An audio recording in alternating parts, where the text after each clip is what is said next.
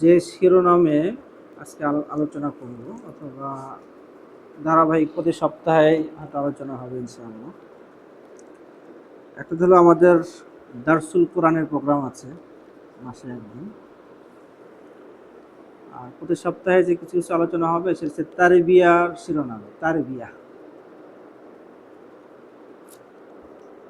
আমাদের সব কিছুর মাঝে তারবিয়া প্রয়োজন, ইমান হোক আমল হোক, সর্বক্ষেত্রে তারবিয়া হলে আমরা সাহাবী জিন্দেগি খুব তাড়াতাড়ি ধারণ করতে পারবো। সাহাবায়ে কেরাম যে একটা সুন্দর জীবন পেয়েছেন, ইতিহাসে তো লেখা আছে যে পৃথিবীর সবচাইতে নিম্নমানের, সবচাইতে পৈশাচিক জীবন অথবা মানবতাহীন জীবন যাপন করেছিল হচ্ছে মক্কার ওই এলাকার মানুষগুলো। তো হঠাৎ করে দেখা গেল যে তারা স্বর্ণের মানে গোল্ডেন ম্যান, স্বর্ণ মানুষ হয়ে গেছে। তো সাহাবায়ে কেরামের জীবনের মাঝে এই পরিবর্তন কিভাবে আসলো? তো এই বিষয়টা বিশ্লেষণ করলেই বোঝা যায় যে সাহাবায়ে কেরাম রাসূলের তারবিয়া গ্রহণ করেছেন, রাসূল তারবিয়া করেছেন আর সাহাবায়ে কেরাম সেই তারবিয়া গ্রহণ করেছেন।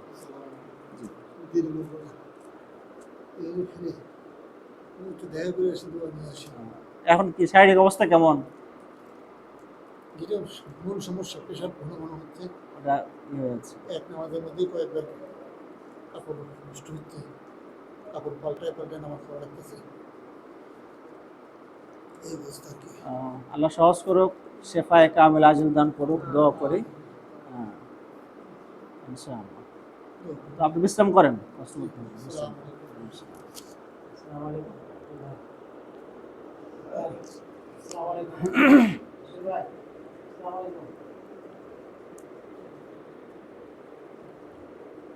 তো সাহাবায়ে কেরাম রাসূল থেকে তারবিয়া গ্রহণ করেছেন। কোরআনের ভাষায় এই তারবিয়াকে বলা হচ্ছে তাসকিয়া। তো এই তারবিয়ার গুণেই সাহাবায়ে কেরাম একদম নিম্ন পর্যায় থেকে সর্বোচ্চ পর্যায়ে চলে গেছেন। তো রাসূল করিম সাল্লাল্লাহু আলাইহি সাল্লাম এবং সাহাবায়ে কেরামের মাঝে যে সম্পর্কটা ছিল তারবিয়ার সম্পর্ক, অন্যান্য শব্দেও বলা যায়। তো এই সম্পর্কটা পরবর্তী জেনারেশনও ধরে রেখেছে। সাহাবায়ে কেরাম তারপরে যারা এসেছে তাবেঈন, তাদেরকে তারবিয়া করেছেন, তাবেঈন তার পরবর্তী যারা আছে তাদের তারবিয়া করেছেন। তো এই তারবিয়া এবং তাসকিয়ার বন্ধনে আমাদের ঈমানের চর্চা হচ্ছে। আমাদের জীবনের যতটুকু আমরা পেয়েছি, পড়াশোনা তো অনেকেই করে, তাই না? দেখা যাবে যে পড়াশোনার অনেক বই পড়েছে। ওরা আরও সহজে উদাহরণ দেওয়া যায় যে ইসলামকে নিয়ে যারা গবেষণা করে, স্টাডি করে, কোরআন নিয়ে স্টাডি করে, হাদিস নিয়ে স্টাডি করে, তাদের মাঝে বড় একটা সম্প্রদায়ের নাম হচ্ছে প্রাচ্যবিদ, ওরিয়েন্টালিস্ট, যারা মূলত ইহুদি অথবা খ্রিস্টান, পশ্চিমা বিশ্বে বসে আছে এবং তারা কোরআন কিনে গবেষণা করছে, হাদিস কিনে গবেষণা করছে এবং কোরআন হাদিসের সাথে সংশ্লিষ্ট তারা এমন কিছু কাজ করেছেন যে কাজটা মুসলমানরাও করে। এমন মানে কি বলা যায় যে খুবই অবাক করা কাজ করেছেন। তাহলে কোরআন হাদিসের পড়ার যদি হিসাব করা হয় তাহলে তারা পিছিয়ে না, বরং অনেক দিক থেকে কি থাকবে, এগিয়ে থাকবে। কিন্তু এরপরেও তারা কিন্তু আল্লাহর কাছে কি না, মাকবুল না, গ্রহণযোগ্য না। তাদের কাজের কোনো ফলাফল আখিরাতে নেই। দুনিয়াতে ব্যবসা হচ্ছে, বই প্রকাশ করছে, ব্যবসা হচ্ছে বা সুনাম অর্জন করতে পারছে, কিন্তু আখিরাতে কোনো কি নেই, কোনো ফলাফল নেই। তো শুধু পড়াশোনা করলে যদি মানুষ ভালো হয়ে যেত, পড়াশোনা করলে যদি মানুষ আল্লাহর কাছে মাকবুল হয়ে যেত, তাহলে তারা কি হয়ে যেত, মাকবুল হয়ে যেত। কিন্তু তারা তা হয়নি। এই জন্য শুধু পড়াশোনা করা বা শুধু জানলেই আল্লাহর কাছে মাকবুল হয়ে যাবে, বিষয়টা এরকম না। এবং সাহাবায়ে কেরাম সে তুলনায় পড়াশোনা অনেক কম করেছেন। মানে ওই সময় এত কিতাবই নেই, তারা তো দুটো জিনিস পড়েছেন, একটা হচ্ছে কোরআনুল কারীমকে পড়েছেন আর একটা রসুলকে পড়েছেন। না, আমরা যেভাবে একটা কিতাব পড়ি, কিতাবের পৃষ্ঠায় কী লেখা আছে, শব্দে কী লেখা আছে, লেখক কী বোঝাতে চেয়েছেন, গভীরভাবে বোঝার চেষ্টা করি, না বুঝলে আবার বারবার দেখি। তো সাহাবায়ে কেরাম রসুলকে দেখেছেন, রসুলের জীবনের পৃষ্ঠাগুলো উল্টিয়েছেন এবং তা নিজেরা গ্রহণ করেছেন, যার কারণে ওনারা এই মাকামে চলে গেছেন, আদর্শের পর্যায়ে চলে গেছেন, যাদের সম্পর্কে খোদ আল্লাহ কি দিয়েছেন আর সাক্ষ্য দিয়েছেন, আল্লাহ সত্যায়ন করেছেন, রাদিয়াল্লাহু আনহুম, আল্লাহ তাআলা তাদের ব্যাপারে কি হয়ে গেছেন, খুশি হয়ে গেছেন এবং তারাও আল্লাহর ব্যাপারে খুশি। আসলে আমরা চাই যে সাহাবার জীবন আমরা ধারণ করতে। সাহাবায়ে কেরাম যেভাবে ঈমানওয়ালা ছিলেন, যেভাবে আমলওয়ালা ছিলেন, সেই সিফাতটা আমাদের মধ্যে এসেছে। তো এই বিষয়গুলো নিয়ে মোজাকারা, কিছুটা আকাবিরদের জীবনী থেকে আলোচনা করা, ওনাদের মালফুজাত, ওনারা আমাদের জন্য কি বলে গেছেন, নিজেদের জীবনের নির্যাস রেখে গেছেন আমাদের জন্য। তো সেই নির্যাসগুলো পড়া, সেগুলো নিয়ে ভাবা এবং বোঝার চেষ্টা করা। তো এই বিষয়গুলোই আমাদের এই মজলিসে আলোচনা হবে। আর এছাড়া অন্য অন্য যে বিষয়গুলো আছে, এগুলো হয়তো মজলিসের আগে বা পরে কি হবে, আলোচনা আছে, হবে। তো এটা এক ধরনের বলা যেতে পারে যে আল্লাহর মহাব্বত, আল্লাহ ওয়ালা হওয়া, অথবা কোরআনের ভাষায় কোরআনে বলেছে কুনু রাব্বানিয়িন। কুনু এটা একটা আদেশবাচক শব্দ, কুনু বা তোমরা হও, রব্বানিয়িন রব্বানি হও। আল্লাহ হুকুম দিয়েছেন তুমি রব্বানি হও, আর আমরা চেষ্টা করতেছি রব্বানি হওয়া। তো রব্বানি কিন্তু তারবিয়া থেকেই, তো আল্লাহ তাআলা যে হুকুম দিয়েছেন সেই হুকুমটা পালনের জন্যই আমরা এই মজলিসগুলোর মাধ্যমে কি করি, চেষ্টা করে যে আমরা রব্বানি হতে চাই, যেন আখিরাতে আল্লাহ যখন বলবেন যে তোমাকে বলা হয়েছিল কোনো রাব্বানিয়িন, তুমি চেষ্টা করেছো কেন, সেই মাকসাদেই আমাদের বসা মজলিস হওয়া। তো এখানে শুধু একতরফা কথা বলা হবে আর আপনারা শুনে যাবেন, এটা জরুরি না। কিছু আকাবিরদের জীবনী আমরা পড়বো, মালফুজাত পড়বো, আপনারাও কিছু নিজেদের অভিজ্ঞতা শেয়ার করতে পারেন, সেই বিষয়গুলো নিয়ে কিছু মোজাকারা হলো, মানে সমন্বয়ে আমরা একসাথে আগাতে চাই। অনেকটা এরকম যে আমরা সবাই মানে একটা বাসের যাত্রীর মতো সবাই মিলে একটা লক্ষ্যে পৌঁছাতে চাই, সেই মাকসাদে উপস্থিত হওয়ার। তো এই জন্য আমরা কিছু কিতাব থেকে একটু পড়ে শোনানোর চেষ্টা করব যে আমাদের বড় যারা আছে ওনারা কি বলেছেন, ওনাদের জীবনটা কেমন ছিল। তো এটা যখন আমরা সামনে নিয়ে আসবো, তখন নিজেদের মাঝে একটা কি হবে, একটা আগ্রহ তৈরি হবে। তো আমাদের আলোচ্য অথবা আমাদের কাজের কিছুটা মানে ধারণা আমরা দিলাম। তো এই আলোচনাগুলো যদি আপনার মজা লাগে, ভালো লাগে, তাহলে এখানে আসলেন, অন্যদেরকে বললেন। আর যদি মনে করেন যে না এই আলোচনা কি লাগতেছে না, ভালো লাগতেছে না, তাহলে কষ্ট করার দরকার নেই। আমাদের মাকসাদ হচ্ছে যে এর মাধ্যমে আমরা অগ্রসর হতে চাই। তো ভালো না লাগলে কিন্তু কি হবে না, ওই তারাক্কিটা হবে না, অনেক সময় একসময় বিরক্তি এসে যাবে। আর যাদের এই কথাগুলো বেশি ভালো লাগবে, তো দেখা যাবে যে অল্প সময় খুব বেশি তারাক্কি হয়ে যাবে।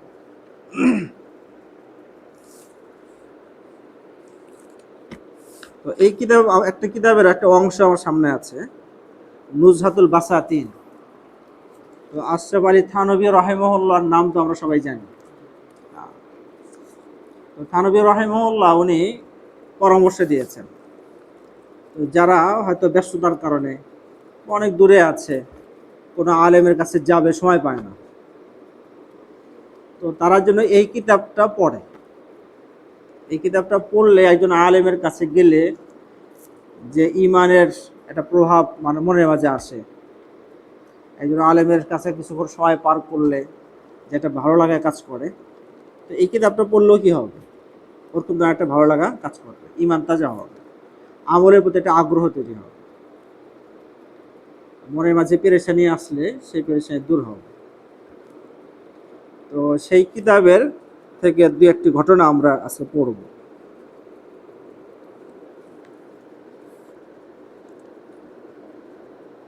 তো প্রথম ঘটনা হচ্ছে হযরত জুনদুন মিসরি রাহিমাহুল্লাহ, উনি নিজের একটা সফরের ঘটনা, ওনারা সফরে ছিলেন, সেই ঘটনার একটা অংশ উল্লেখ করছেন। फरमाते हैं कि यमन के बुजुर्गों में से एक शख्स के मुतालिक मैंने सुना कि वक़ौफ, खुशू, तवाज़ु, हिकमत में एक ताइफन है। জুনুন মিসরি রাহিমাহুল্লাহ বলছেন যে ইয়ামানের একজন ব্যক্তি সম্পর্কে উনি শুনেছেন যে এই ব্যক্তির মাঝে এমন এমন কিছু গুণ আছে যেটা অন্য কাছে নেই। কি কি শব্দ বলেছেন? খৌফ, খুশু, তাওয়াজু, হিকমত, চারটি গুণের কথা বলেছেন, যে চারটি গুণের ক্ষেত্রে উনি একক, ওনার মতো অন্য কাউকে কি এরকম পাওয়া যায় না। তো এই চারটা গুণই এমন যে চারটা গুণ সম্পর্কে কোরআনের মাঝে, হাদিসের মাঝে হুকুম দেওয়া হয়েছে যে গুণগুলো শুধু উনি একার মাঝে না, আমার মাঝেও দরকার। আমার মাঝে খৌফ দরকার, আমার মাঝে খুশু দরকার, আমার মাঝে তাওয়াজু দরকার, আমার মাঝে হিকমত দরকার। এই ঘটনা পড়ার উদ্দেশ্য হলো যে ওই ব্যক্তির মাঝে চারটা গুণ ছিল, ওই চারটা গুণ আমার মাঝেও যেন কি এসে যায়। খৌফ মানে ভয়। তো ভয়টা কতটা দরকার? তো অনেকে এইভাবে বলেছেন যে ঈমানের মূল গোড়া হচ্ছে ভয়। এক একজন এক একভাবে প্রকাশ করেছেন। যার মাঝে যত বেশি আল্লাহর ভয় জাগ্রত হবে তত বেশি সে মুমিন হবে।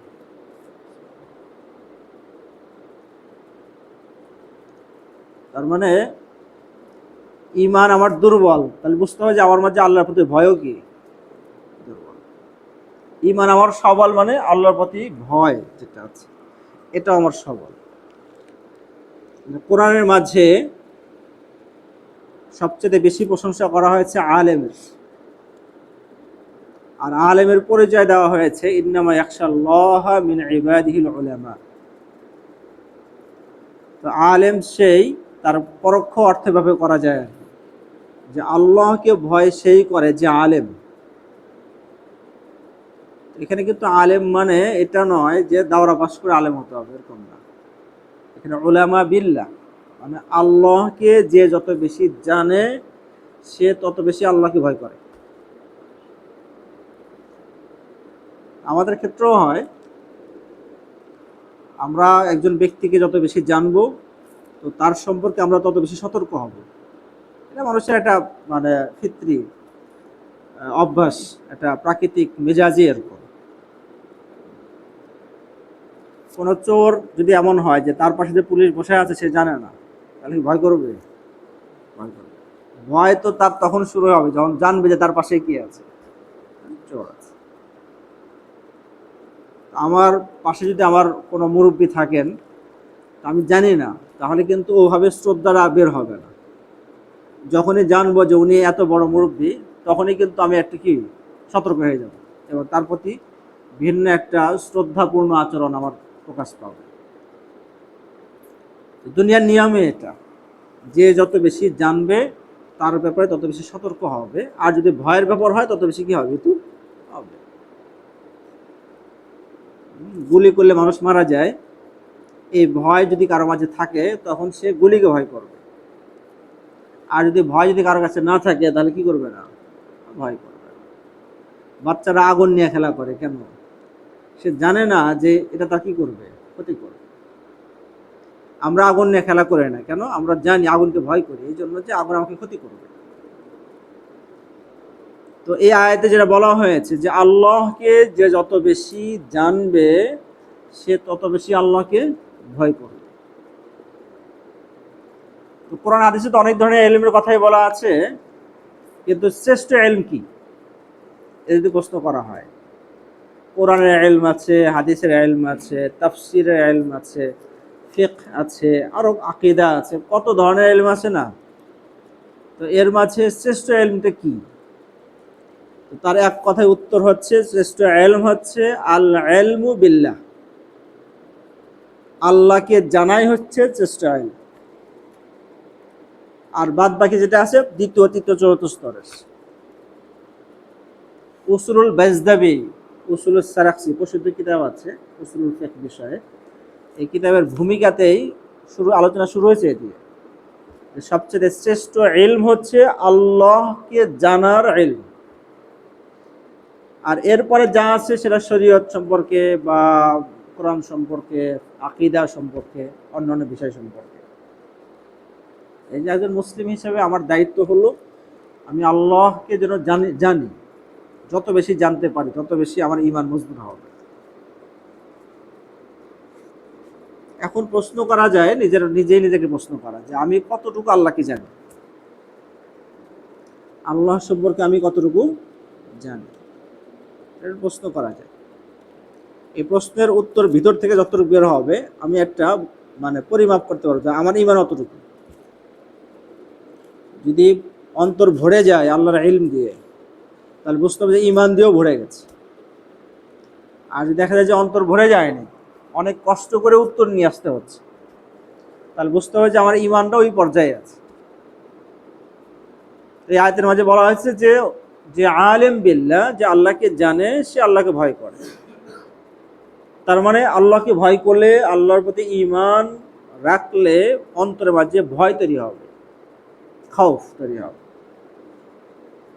আমরা তাকওয়া বলি না, তাকওয়া, তাকওয়া শব্দটা কোরআনে কতভাবে বলা হয়েছে, এবং আমাদের পুরা জীবনের কেন্দ্রে আছে তাকওয়া। তো তাকওয়ার মাঝেও কিন্তু ভয়ের মান আছে, ভয় করা। তাহলে ওই ব্যক্তি, যে ব্যক্তি সম্পর্কে ঘটনাটা, ওই ব্যক্তির মাঝে খাউফ কি পরিমাণ, যে জুন্নুন মিস্ত্রি রাহিমাহুল্লাহ উনি বলছেন যে এই ব্যাপারে ওনার যে খাউফ আছে এটা অন্য কারো মাঝে এত বেশি নেই। সবাই তো ভয় করে, কিন্তু উনি এত বেশি করেন যে সবার স্তর ছাড়িয়ে উনি অনেক উপরে চলে গেছেন। খুশু আরবি শব্দ, আল্লাহর সামনে নত হয়ে যাওয়া।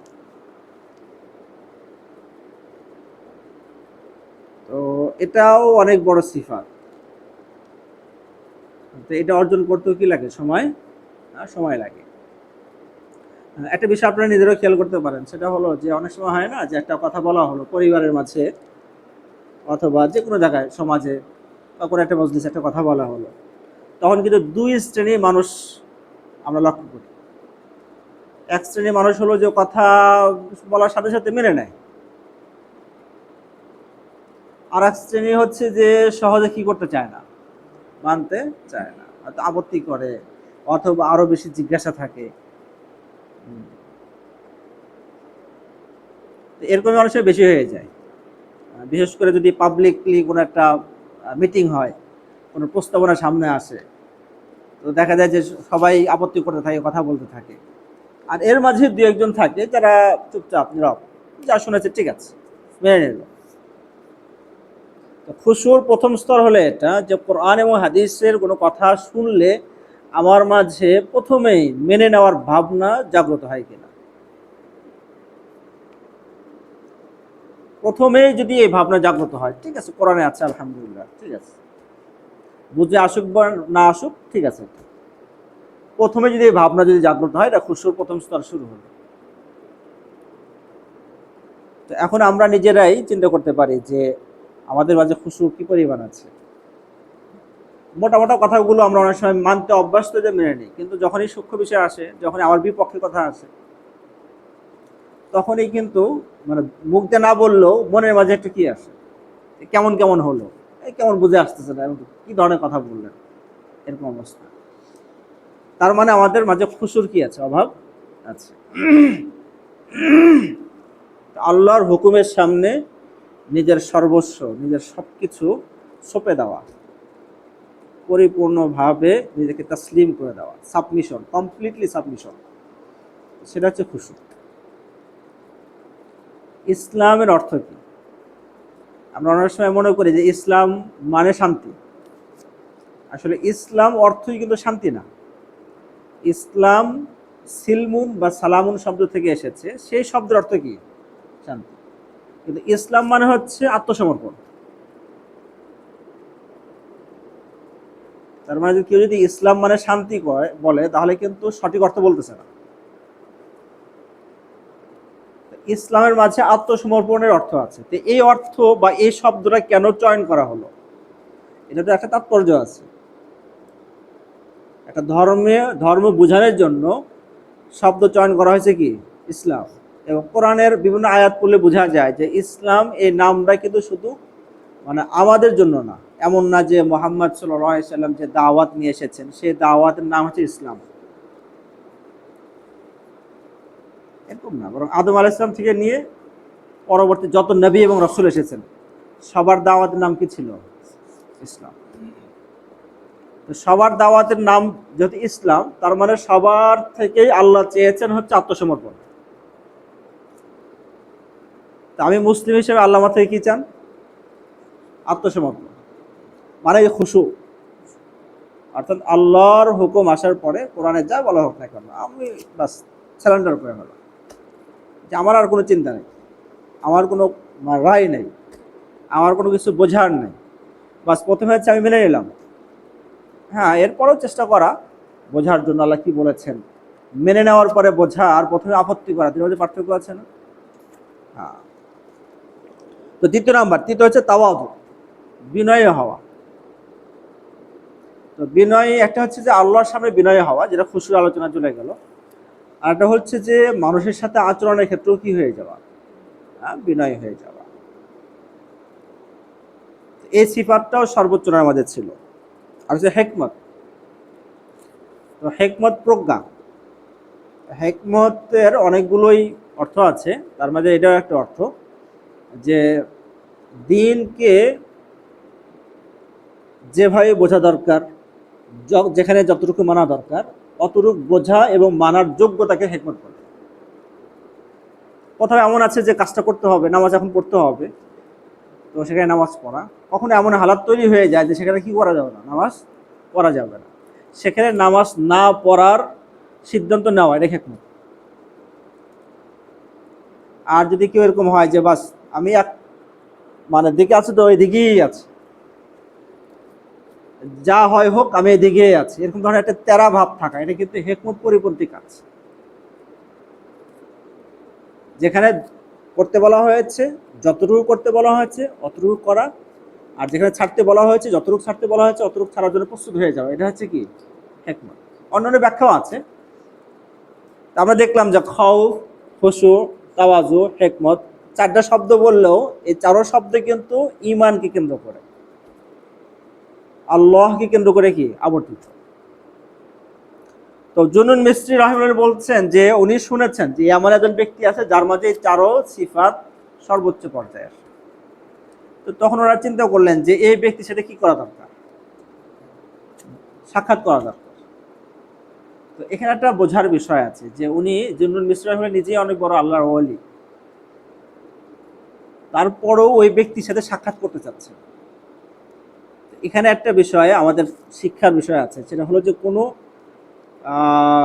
গুণগত বিষয়, আমার মনের মাঝে যদি কোনো চরিত্র আনতে চাই, কোনো আখলাক যদি তৈরি করতে চাই, যে এই গুণটা আমার মাঝে আসা দরকার, তো এই গুণটা আমার মাঝে আসার সবচাইতে শক্তিশালী পদ্ধতি হচ্ছে কোনো গুণওয়ালা ব্যক্তির সহবত। এটা সবচেয়ে শক্তিশালী পদ্ধতি। আপনি নিজে পরীক্ষা করতে পারেন, যে ব্যক্তির মাঝে আল্লাহর মহাব্বতটা সর্বোচ্চ পর্যায়ের প্রকাশ পায়, কথায় ওঠায় বসায় সর্বোচ্চ এর মাঝে, তো ওনার সভাপতি কিছুক্ষণ থাকলে আপনার মাঝেও কি চলে আসবে, আমার প্রতি মহাব্বত চলে আসবে, সহবতের একটা প্রভাব আছে। তো মূলত এই জন্যই দেখা করতে চেয়েছেন, ওনার সহবত ইখতিয়ার করে ওনার সহবতের যে দেখা যাক এই সিফাতগুলোর আমরাও কি করতে পারি কিনা, গ্রহণ করতে পারি কিনা। তো প্রথমে উনি হজে গেছেন, হজ থেকে ফারেগ হয়ে दिल में शौक पैदा हुआ कि उन बुजुर्ग यमानी की भी जियारत करूं और उनके कलाम मौइज़ात से फैज़याब हो। ওনারা ওখানে যাবেন, ওনার জবান থেকে কিছু কথা শুনবেন, কিছু নসিহত শুনবেন, এবং নসিহত শুনে উনি নিজেকে ধন্য করবেন আর কি। তো উনি বলছেন যে ওনার সাথে আরো কয়েকজন সাথী ছিল, যারা হাম খিয়াল বিথে, কয়েকজন সাথী তারা সবাই এক চিন্তার। এটা একটা গুরুত্বপূর্ণ জিনিস যে আমরা হয়তো 3-4জন মিলে এক জায়গায় বসে আছি অথবা কোথাও যাচ্ছি, তো 4জন যদি 4 চিন্তার হয় তাহলে কিন্তু এক জায়গায় থেকেও ভিন্ন ভিন্ন জায়গার মতো হয়ে যাবে। আর 4জন যদি এক চিন্তার হয় তাহলে এক দেহের মতো হয়ে যাবে। তিনি বলছেন যে আমরা কয়েকজন ছিলাম যারা সবাই এক চিন্তার, মানে সবারই টার্গেট হলো যে আমরা ইয়ামানে যাব এবং ওই বুজুর্গের সাথে কি করব, সাক্ষাৎ করব। তো এই কয়েকজনের মাঝে একজন ছিল যুবক। সেই যুবকের বর্ণনা আসতেছে कि सुलहा की अलामत से उसका चेहरा रोशन और खौफ इलाही का पूरा मंजर था। ওই যুবক যে তার বিবরণ দিচ্ছে এভাবে যে চেহারার মাঝে বুজুর্গদের চেহারার নূরের একটা ভাব ছিল। মানে বুজুর্গদের চেহারার, ওনারা তো অনেক জিকির করেন এবং অনেক নামাজ পড়েন, তেলাওয়াত করেন। তো লম্বা সময় জিকির করা, তেলাওয়াত করার কারণে চেহারার মাঝে ভিন্ন এক ধরনের কি থাকে, একটা নুরানিয়ত থাকে, দেখলে বোঝা যায়। কোরআনের মাঝে মানে এক শ্রেণীর বুজুর্গদের সম্পর্কে বলা হয়েছে ইজা রুউ যুকির আল্লাহ, তাদের অবস্থাটা এমন যে এদেরকে দেখলেই আল্লাহর কথা কি হয়, স্মরণ হয়। তো এটা কেন হয়? মানে দুইটা শব্দ, ইজা রুউ যুকির আল্লাহ। একটা অংশ হচ্ছে যে যখন তাদেরকে দেখা হয় তখন অটোমেটিকলি অন্তরে কি তৈরি হয়, আল্লাহর স্মরণ, আল্লাহর জিকির তৈরি হয়।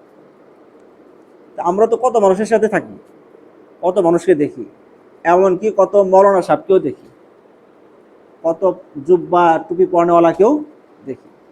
দেখা মাত্রই কি আল্লাহর কথা স্মরণ হয়? এটা কিন্তু কম হয়, ওরকম ভাবে কি হয় না। কিন্তু আল্লাহ তাআলা এই শ্রেণীর লোকদের পরিচয় দিয়েছেন যে দেখলেই কি হবে, আল্লাহর কথা স্মরণ হবে। তার মানে হলো যে ওই এই শ্রেণীর বুজুর্গ যারা আছে ওনারা আল্লাহর জিকির নিজেরা করতে করতে করতে করতে করতে করতে এমন একটা স্তরে চলে গেছেন যে এটা শুধু ওনার মাঝেই প্রভাব বিস্তার করে এরকম না, বরং ওনাকে ছাড়িয়ে যে তাকে দেখবে তার মাঝেও কি করবে, প্রভাব বিস্তার করবে। অনেকটা বলা যেত একটা লাইটের মতো হয়ে গেছে, যে লাইট দিয়ে উনি নিজেই আলোকিত হবেন এরকম না, বরং আশেপাশেও কি করবেন, আলোকিত করবেন। হাদিসের মাঝে এই শ্রেণীর সম্পর্কে আরেকটা শব্দ এসেছে যে হুমুল কওমু লা ইয়াসকা জালিসুহুম, যে তারা এমন একটা শ্রেণী, যে এমন একটা জামাত, এমন একটা মজলিস, এখানে যদি কেউ বসে এমনি বসেছে, চেনে না বা বিশেষ কোনো নিয়তও নাই, এমনি বসেছে, এমনি বসলেও সে বরকত থেকে মাহরুম হয় না। তাহলে মজলিসটা কত নুরানি, যে বসলেই কোনো না কোনোভাবে সে ফায়দা পাবেই। তো ওরকম মানে আল্লাহ তাআলা এখান থেকে আমাদের একটা ইঙ্গিত দিচ্ছেন যে আমাদের কলব, আমাদের দিল, আমাদের ঈমান, এটার উপর যদি কেউ জিকিরের মাধ্যমে অনেক লম্বা সময় মেহনত করে তাহলে তার জিকিরের ফায়দা সে নিজেই পাবে এরকম না, অন্যরাও পাবে।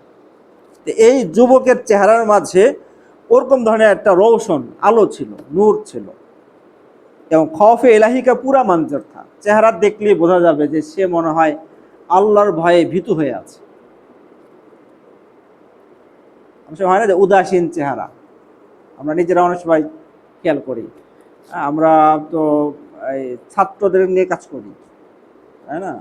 বা কোনো অভিভাবক, তার যদি সন্তান থাকে, 2-3জন সন্তান আছে, বা কোনো শিক্ষক ছাত্রদের পড়ায়, তো সাধারণত এই চেহারা দেখলে বুঝতে পারে যে এই চেহারার মাঝে উদাসীনতা আছে কিনা, এই চেহারার ভিতরে পড়াশোনার আগ্রহ আছে কিনা, চেহারা দেখলে বোঝা যায়।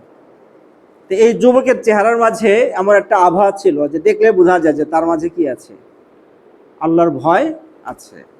আল্লাহর ভয়ে নিমজ্জিত ব্যক্তির চেহারাটা যেরকম হবে ওরকম একটা অবস্থা ছিল।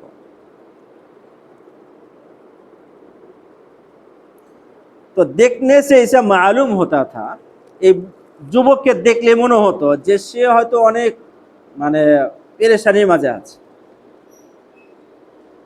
মানুষ পেরেশানির যত বেশি বাড়ে তত বেশি অন্তর্মুখী হয়ে যায়, মানুষ বেশি মানে আরেকজনের সাথে মিলতে চায়, আরেকজনের কাছে কথা বলতে চায় কখন? যখন সে আনন্দ অনুভব করে। হ্যাঁ, মানুষ যে যত বেশি আনন্দ থাকবে তত বেশি মিলতে যাবে আরেকজনের সাথে। আর যত বেশি কষ্টে থাকবে অথবা মুসিবতে থাকবে, ঝামেলায় থাকবে, তত বেশি সে অন্তর্মুখী হবে। আর একজন কি আসে কথা বললেও বিরক্ত লাগবে, ঝামেলা মনে হবে।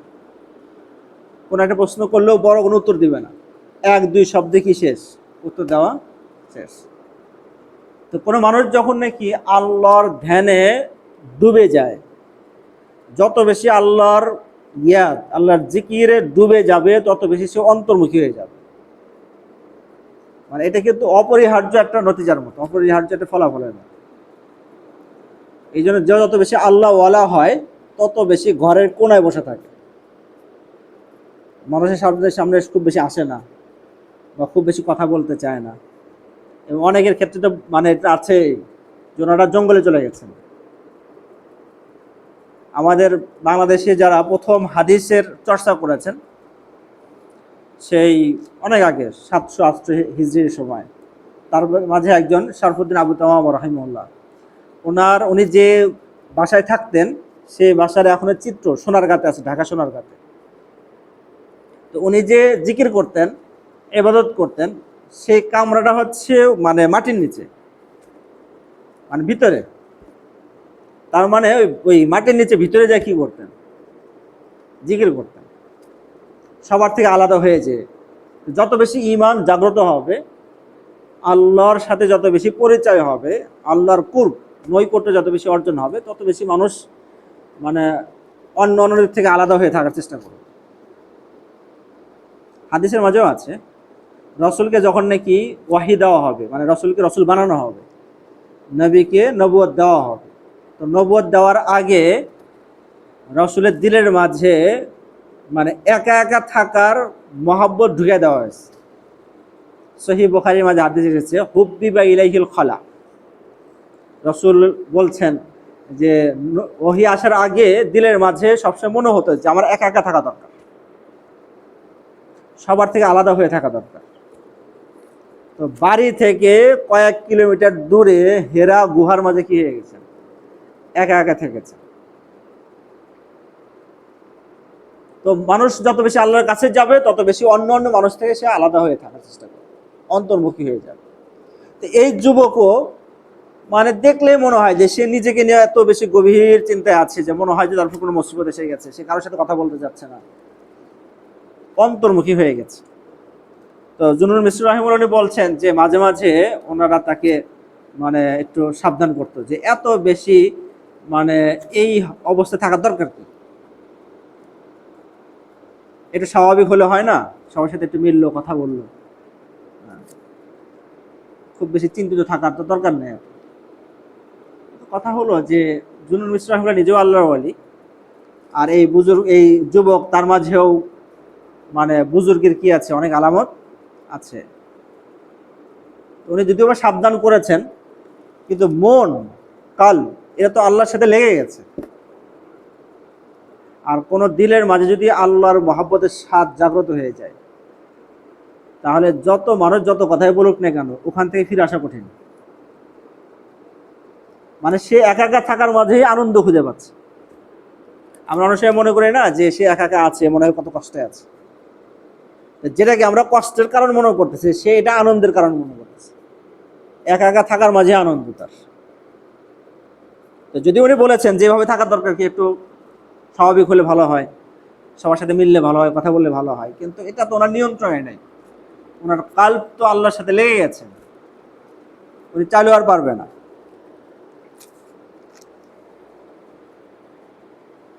लेकिन वो सुनकर चुप हो रहता, कुछ जवाब ना देता था।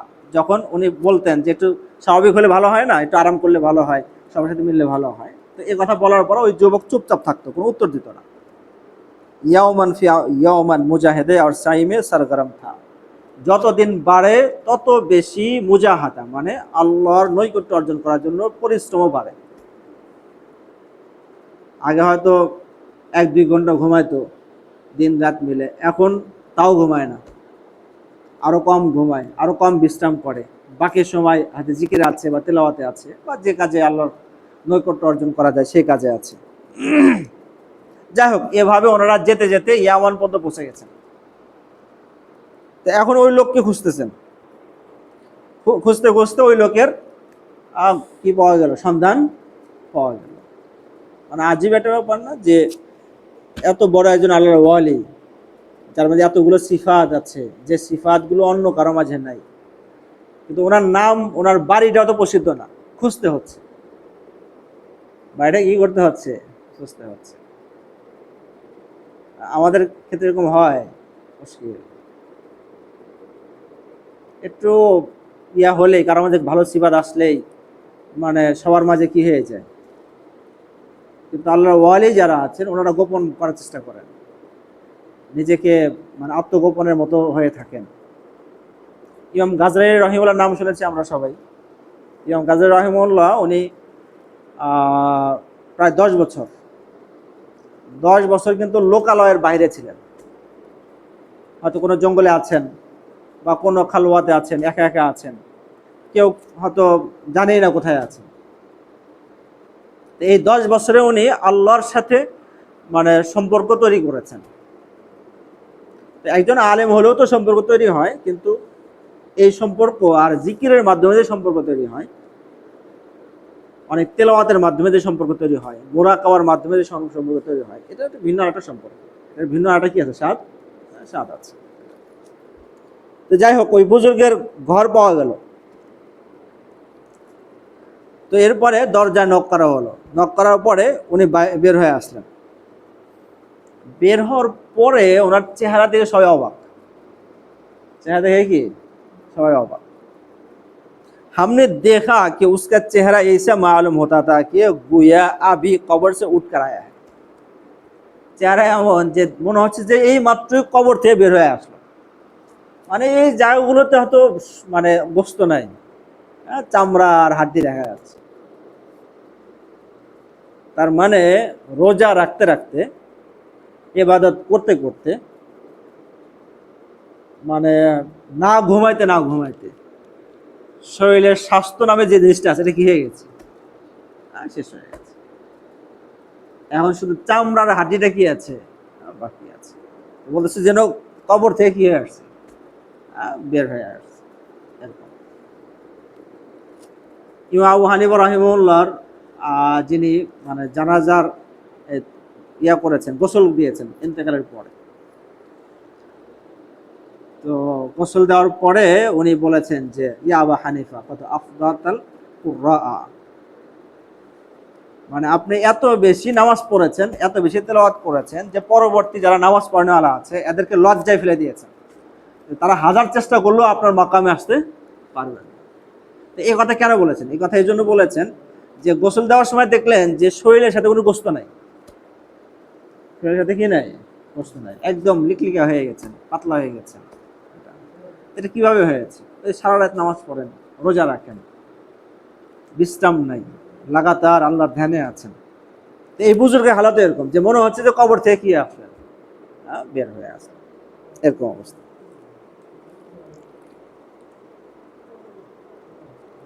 তো জুন্নুন মিস্ত্রি রাহিমাহুল্লাহ বললেন যে আমরা তো কয়েকজন ছিলাম, তা আমরাও কথা বলবো, কিন্তু আমাদের কে তপকায়া বা আমাদের আগে যে ওই যুবক যা কি হলো, সামনে উপস্থিত হলো এবং সে কথা বলা শুরু করলো, সালাম করলো, মোসাফা করলো। তারপর সবার সাথে দেখা সাক্ষাৎ হলো এবং বসলেন। ওই যুবক প্রশ্ন করলো, কথা বলা শুরু করেছে, এবং যুবক প্রশ্ন করলো যে হক ताला ने दिलों के अमराज का तबीब और मुआलिज बनाया है। आप जैसे बुजुर्गों को हक ताला ने दिलों के अमराज का तबीब और मुआलिज बनाया है और मेरे दिल में एक जख्म है। ওই যুবক বলতেছে যে আল্লাহ তাআলা তো আপনাকে অন্তরের চিকিৎসক বানিয়েছেন। অন্তরের মাঝে এখন তো ওই যে মনোবিজ্ঞান অনেকটা কি বলা যায়, সমৃদ্ধ হয়েছে।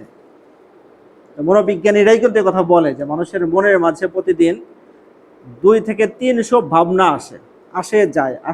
এক চিন্তা আসে আবার চলে যায়, এক চিন্তা আসে চলে যায়, এরকম মানুষের আসে না, কল্পনা আসে না, অনেক ধান্দা আসে। তো প্রায় 200-300 ধরনের কল্পনা মানুষের দিলের মাঝে কি আসে যায়। এবং এর মাধ্যমে কোনো কোনো কল্পনা দ্বারা মানুষের মন প্রভাবিত হয়, কোনো সময় প্রভাবিত হয় না, এমনি রাখে ছেড়ে দেয়। কোনো সময় এটা আস্তে আস্তে বাড়তে থাকে, এক এক সময় এক এক আলাদা হয় না দিলের। তো এই কল্পনাগুলো যে আসে, কিছু কল্পনা এমন আসে যেটা মানুষের দিলকে সতেজ করে, আর কিছু কল্পনা আসে দিলকে আরো নষ্ট করে দেয়। তো এই জন্য মানুষের শরীর যেভাবে বিভিন্ন ভাইরাস আসে, আর ভাইরাসের কারণে কি হয়, রোগে আক্রান্ত হয়ে যায়, তো দিলের মাঝে ওরকম ধরনের ভাইরাস আসে। আর শয়তান তো লেগেই আছে কি করার জন্য, দিলকে নষ্ট করে দেওয়ার জন্য। তো আমরা যদি যতই সাবধান থাকি, এরপরও দিলের মাঝে এরকম ধরনের উল্টাপাল্টা চিন্তা আসবেই, ভাইরাস আসবেই। এই জন্য দিলের জন্য চিকিৎসক আছে, এবং ওই চিকিৎসকের কাছে যাওয়া দরকার। আমরা যদি যখন ব্যথা পাই তখন ডাক্তারের কাছে যাই, আর যতক্ষণ পর্যন্ত ব্যথা না পাই ততক্ষণ পর্যন্ত রোগ হলেও কিন্তু কি যায় না, ডাক্তারের কাছে যায় না।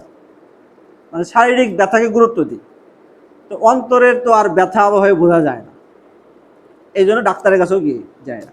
তো যুবক বলতেছে যে আপনাকে আল্লাহ তাআলা অন্তরের চিকিৎসক বানাইছেন।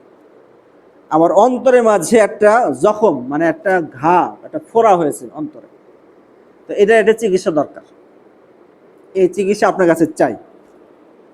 ऐसी बीमारी के वो दिल में रासिक और मुतमक्किन हो गई। এটা এমন একটা রোগ হয়ে গেছে আমার দিলের মাঝে, যে রোগটা একদম বসে গেছে, এটা কোনোভাবে ঘষা মাজা করে কি করা যাচ্ছে না, দিল থেকে সরানো যাচ্ছে না। अगर आप अपने पास से कुछ मरहम इनायत फरमाए तो इनायत करम व एहसान होगा, तो गायत करम व एहसान होगा। যদি আপনি আমাকে একটু মানে ওষুধ দিতেন তাহলে অনেক বড় মেহরবানি হতো। শায়েখ নে ফরমায়া जो तुम्हें पूछना हो पूछो। ঠিক আছে, তোমার যে জখম আছে সে সম্পর্কে তুমি বলো। জওয়ান ने पूछा कि हजरत खौफ इलाही की আলামত क्या है। প্রথম প্রশ্ন, যে আল্লাহর ভয় আমার যে দিলে আছে এটা আলামত কি, আমি কিভাবে বুঝবো যে আমার অন্তরে দিল মানে আল্লাহর ভয় আছে।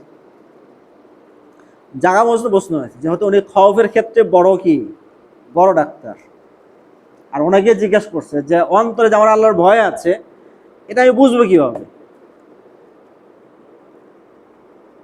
তো আমাদের উত্তর কি হতে পারে, হয়তো উত্তর হতে পারে যে কোনো গুনাহ করে না, তার মাঝে আল্লাহর কি আছে, ভয় আছে, পাপ থেকে দূরে থাকে, বা গুনাহ করলে তওবা করে, বা ঠিকঠাক নামাজ পড়ে, রোজা রাখে, তো তার মাঝে কি আছে, আল্লাহর ভয় আছে।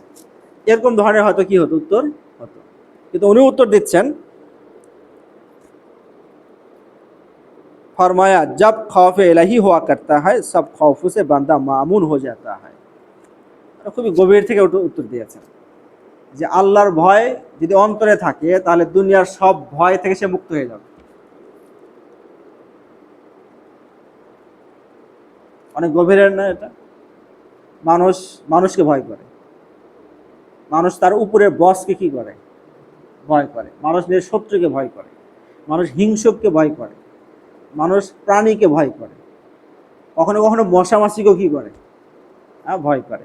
মানুষ ভবিষ্যৎ নিয়ে শঙ্কিত থাকে, কত ধরনের টেনশন থাকে না দুনিয়াতে।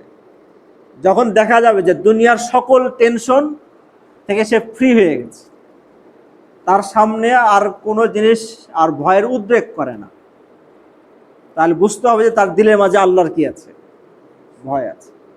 আমরা সহজে বুঝতে পারি যে বড় ধরনের ব্যথা যখন ঢুকে যায় মানুষের ভিতরে, তখন ছোট ছোট ব্যথা ভুলে যায় না। বড় মুসিবত আসলে ছোট মুসিবত কি হয়ে যায়, ভুলে যায়। তো সর্বোচ্চ ভয় তো আল্লাহর ভয়। তো সর্বোচ্চ ভয় যখন মানুষের মাথায় থাকবে তখন ছোট ভয়গুলো কি হয়ে যাবে, এমনি তার অনুভূতি তার কাজ করবে না, ওটা মাথাতে থাকবে না। যার সহজ একটা উদাহরণ, যে কিয়ামতের দিন আমরা কিভাবে উঠবো, এই বিষয়ে হাদিস আছে যে আমরা উলঙ্গ হয়ে উঠব। তো এমনি প্রশ্ন আসে না যে উলঙ্গ হয়ে তাহলে এটা কেমন লজ্জার ব্যাপার না। রাসূল কারীম সাল্লাল্লাহু আলাইহি ওয়াসাল্লাম বলেছেন যে লজ্জা পাওয়ার জন্য যে সেন্সটা দরকার সেই সেন্সটা আর কাজ করবে না। আল্লাহর ভয়ে দৃষ্টি যেভাবে উপর দিকে থাকবে, নিচে দেখার কি থাকবে না, সময়ই থাকবে না, আর দৃষ্টি সব উপরের দিকে থাকবে। তাহলে নিজের মানে লজ্জার জায়গাটাও তার অনুভূতি তার কি করতেছে না, কাজ করতেছে না। তাহলে আল্লাহর ভয়ে, হিসাব নিকাশের ভয়, জাহান্নামের ভয় তখন কি পরিমাণ থাকবে? নিজের পিতাকে চিনবে না, স্ত্রীকে চিনবে না, সন্তানকে চিনবে না, তাহলে আল্লাহর ভয়, নিজেকে বাঁচানোর যে টেনশন, এটা কি পরিমাণ থাকবে সেটা। উনি উত্তর দিয়েছেন যে আল্লাহর ভয় তোমার মাঝে আছে, আর আলামত হলো যে সকল ভয় থেকে তুমি মুক্ত হতে পেরেছো কিনা। আমরা নিজেরাও চিন্তা করতে পারি যে আমরা মুক্ত হতে পেরেছি কিনা। রিজিকের ভয়, যদি চাকরিটা চলে যায়, যদি এই কাজটা না থাকে, তাহলে খাবো কি, সংসার চলবে কিভাবে, এই যে একটা ভয়, এটাও কিন্তু ভয়। আল্লাহর ভয় দিলে বেঁচে থাকলে এই সব ভয় দূর হয়ে যাবে, কাজই করবে না। अल्लाह ही का खौफ दिल में गर जाता है। वो जवान ये बात सुनकर थर्रा उठा, শব্দ এটা মানে এই কথা শুনে সে এক ধরনের মানে কম্পন ছুটে গেছে তার মাঝে। বেহুশ হকার দের পড়া, এবং পরে বেহুশ হয়ে কি পড়ে গেছে। এটা কিভাবে হয়? এটা কি কিভাবে হয়? তো এটার ছোট একটা উদাহরণ দেওয়া যেতে পারে যে অনেক সময় এরকম হতে পারে আর কি, যে কেউ হয়তো মাসে 10,000 টাকা কামায় বা 15,000 টাকা কি অর্জন করে, কামাই করে। অপ্রত্যাশিতভাবে হঠাৎ করে যদি তার সামনে 10 কোটি টাকা দেওয়া হয়, এই লোক সেন্সলেস হয়ে যাবে না? মানে কল্পনার বাহিরেও কোনো একটা বিষয় যখন তার সামনে এসে যায়, তখন কিন্তু অনেক সময় কি হয়ে যায় মানুষ, মানে বেহুশ হয়ে যায়। তো আমরা যে দুনিয়াতে যা দেখি, এর চাইতে কোটি কোটি কোটি কোটি কোটি কোটি গুণ বড় এবং অবাক করা জগৎ হচ্ছে আখিরাতের জগৎ। তো কারোর সামনে যদি আখিরাতের জগৎ এভাবে স্পষ্ট হয়ে যায়, পর্দা যদি খুলে যায়, তাহলে সে তো এমনি সেন্সলেস হয়ে যাবে। আমরা অনেক সময় দেখি যে অনেক বুজুর্গ অনেক বেহুশ হয়ে গেছে। এটা হয় কেন? হয় এই জন্য যে অদৃশ্য জগতের এমন কিছু দৃশ্য তার কাছে স্পষ্ট হয়ে যায়, যে যেটাকে মানে ধারণ ক্ষমতা, যেটাকে নেওয়ার মতো দুনিয়ার জগতে কি ওইরকম ধরনের ক্যাপাসিটি নাই, তখন সে সেন্সলেস হয়ে যায়। মুসা আলাইহিস সালামের ঘটনা আছে না, যখন বলেছেন যে আল্লাহকে দেখবেন, আল্লাহ বলেছেন যে লান তারানি, তুমি কি করতে পারবে না, দেখতে পারবে না। মানে দেখার জন্য যে ক্যাপাসিটি, সক্ষমতা দরকার, এটা তোমাকে দেওয়া হয়নি। এরপরেও বলেছেন দেখবেন। যখন নাকি তাজাল্লি এসেছে, তখন উনি কি হয়ে গেছেন, বেহুশ হয়ে গেছেন। খররা সায়কা। এই বেহুশ কেন হলেন? এই কারণে যে অপ্রত্যাশিত, যা কল্পনাও ছিল না, এমন একটা জগৎ ওনার সামনে কি হয়ে গেছে, স্পষ্ট হয়ে গেছে। তো এটাকে নেওয়ার মতো ওরকম ধরনের ক্যাপাসিটি ছিল না, তো বেহুশ হয়ে গেছে। তো এই যুবকের ক্ষেত্রেই একই ঘটনা ঘটেছে। তো যখন পরে হুশ এসেছে, তো তখন আর একটা প্রশ্ন করেছেন। तो पूछा कि हजरत बंदा को कब यकीन होता है कि मैं खायब हो गया हो। প্রথমে প্রশ্ন ছিল খৌফ কি জিনিস, আর এখন হচ্ছে যে একজন বান্দার কখন ইয়াকিন হবে যে আমি খায়েফ মানে ভয়ওয়ালা, আমি ভীতু হয়েছি। तो उत्तर दिएছেন, फरमाया दुनिया की लज्जतों को इस तरह छोड़ दे जैसे कोई बीमार बीमारी बढ़ जाने के खौफ से खाने पीने की चीज़ों से परहेज करता है। তো উনি বলেছেন যে একজন রোগী যেভাবে যে সকল জিনিস ক্ষতিকারক ওই জিনিসগুলো সে কি করে, বিরত থাকে, খায় না।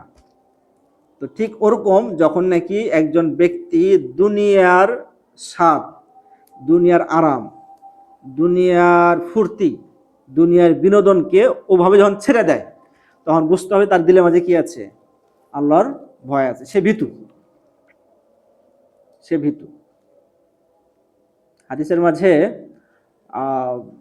একজন সাহাবী উনি একটা পার্থক্য তুলে ধরেছেন যে রাসূলের জীবন আর একজন কাফেরের জীবনের কি পার্থক্য, তো সে কবিতার মাধ্যমে তুলে ধরেছেন।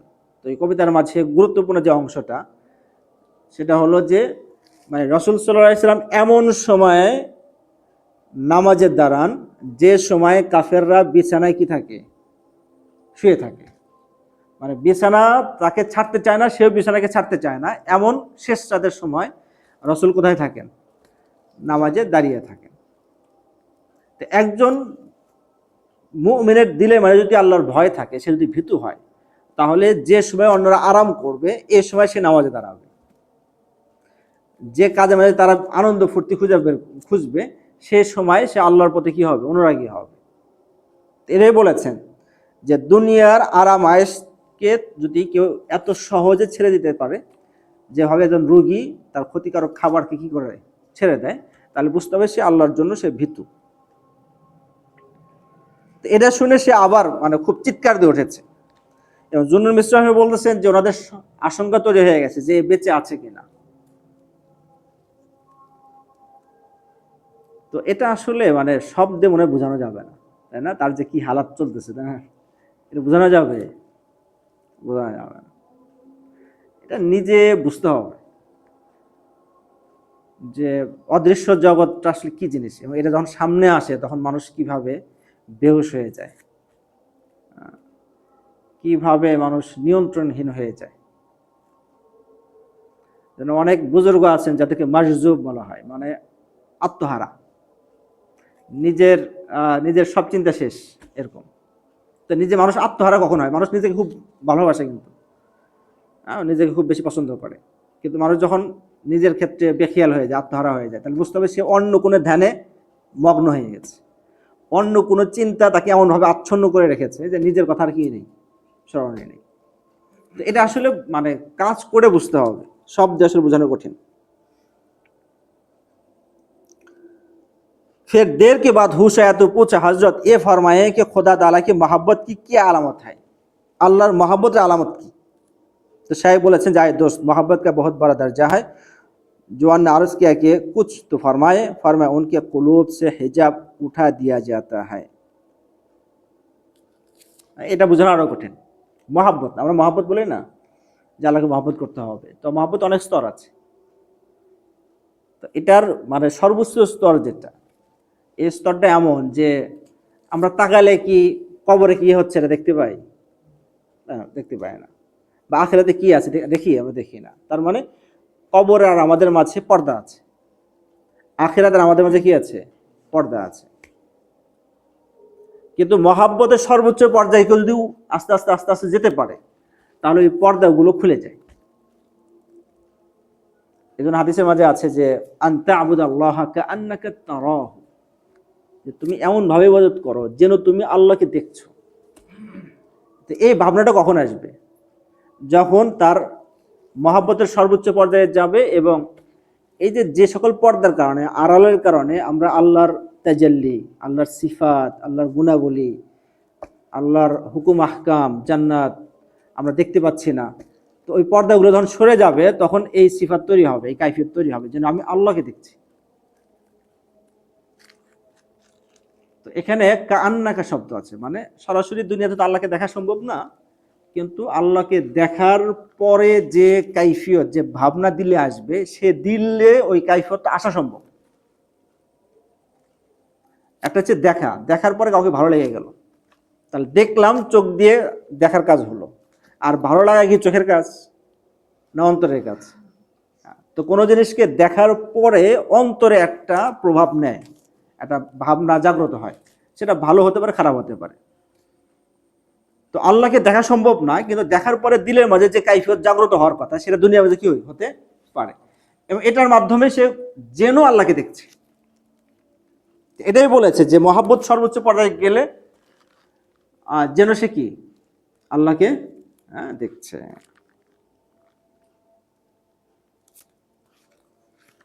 মানে এমন এমন কিছু শব্দ বলা হয়েছে যেটা আসলে বোঝানো কঠিন, যে যেন সে ফেরেশতাদের সাথে আছে, ফেরেশতাদের নড়াচড়া সে কি করে অনুভব করতে পারছে। আমাদের দুই পাশে ফেরেশতা আছে না, কখনই কি অনুভব হয়? হয় না। কিন্তু মহাব্বতের সর্বোচ্চ পর্যায়ে গেলে দেখা না গেলেও কি হবে? অনুভব হবে যে আমার সাথে কি আছে? ফেরেশতা আছে। আর যদি আল্লাহ তাআলা কখনো চান যে দেখাবেন, তো কি দেখাও যেতে পারে। সাহাবায়ে কেরাম কি দেখেছেন? ফেরেশতা দেখেছেন। জিবরিল আমিন কি দেখেছেন? না, সাহাবায়ে কেরাম। তো আল্লাহ চাইলে দেখতে পারেন, কিন্তু স্বাভাবিকভাবে দেখা যায় না, কিন্তু উপস্থিতি অনুভব করা যায়, বোঝা যায় যে আমার এখানে কি আছে? ফেরেশতা আছে।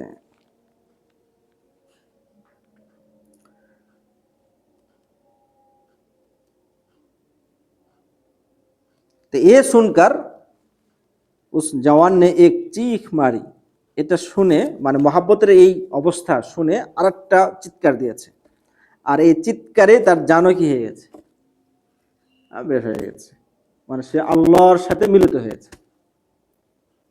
আমরা আল্লাহকে দেখতে পাচ্ছি না, এর সবচেয়ে বড় কারণ হচ্ছে আমরা দুনিয়াতে আছি।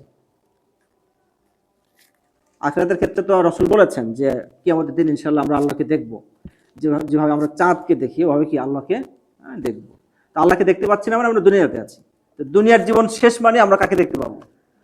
আল্লাহকে দেখতে পাবো। তো কারো জীবনের সবকিছু দিয়ে যদি আল্লাহকে ভালোবাসে, তাহলে তার চাইতে মৃত্যু আনন্দের বিষয় হবে না? তার কাছে সবচাইতে বেশি আনন্দের বিষয় হবে মৃত্যুটা। যে আল্লাহকে দেখতে চায়, আল্লাহর সাথে সাক্ষাৎ করতে চায়, তো মৃত্যু তার জন্য কষ্টের ব্যাপার না, আরো কিসের ব্যাপার? আনন্দের ব্যাপার হবে। तो देखो खाइफिन का तदार्रु और मुहिब्बिन का ये दर्जा है। তো যাই হোক, জুনুন মিসরি রাহিমাহুল্লাহর এই ঘটনার মাঝে এখানে কিন্তু ঘটনা শেষ, মানে ওই যুবক কি হয়ে যায়? মারা যায়। তো এই যে একটা ঘটনা, তো এই ঘটনাটা আমরা যখন এমনি পড়বো তখন তো এমনি পড়লাম বাস হয়ে গেল, কিন্তু ঘটনার প্রত্যেকটা শব্দ যখন আমরা চিন্তা করে পড়বো তখন দেখা যাবে যে আমরা একটা মানে আদর্শ ব্যক্তিকে আমরা দেখছি, এবং যার প্রত্যেকটা নড়াচড়া, প্রত্যেকটা কথা, চিন্তা ভাবনা আমার মাঝে কি হচ্ছে, প্রভাব বিস্তার করছে। তো এখন আমরা চাই যে ওরকম ধরনের আল্লাহ ওয়ালা হতে, যেন আমরা আল্লাহর যে নৈকট্য যেটা আছে এটা কাছে থেকে কি করতে পারি, অনুভব করতে পারি। তো যাই হোক, তো একটা ঘটনা আমরা পড়লাম, তো এর মাধ্যমে আর কিছু হোক বা না হোক মাথায় কিন্তু এই ঘটনা থাকবে, এবং যখন আমরা একা একা থাকবো তখন চিন্তা হবে কিন্তু যে এই যুবকটা তাহলে কি হলো, তার জীবনটা তাহলে কি ছিল। এই চিন্তা আসা মানে হচ্ছে যে এই ঘটনা আমার মাঝে প্রভাব ফেলছে, এই ঘটনাকে কেন্দ্র করে আমার জীবন কি হয়ে যেতে পারে, পরিবর্তন হতে পারে। আল্লাহ তাআলা আমাদেরকে তৌফিক দান করেন। আমিন।